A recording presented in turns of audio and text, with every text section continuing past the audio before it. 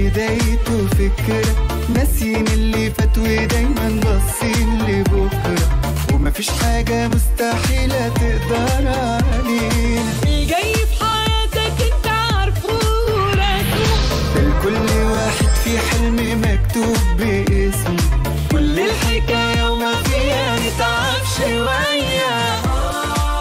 امسك في حلمك وخليك وراه، كلمتنا صعب ولا يمكن ولا إياك في لحظة نقولها وبكرة يجي وشايل معاه فرحة وضحكة ودنيا وحياة، والسكة هنكملها.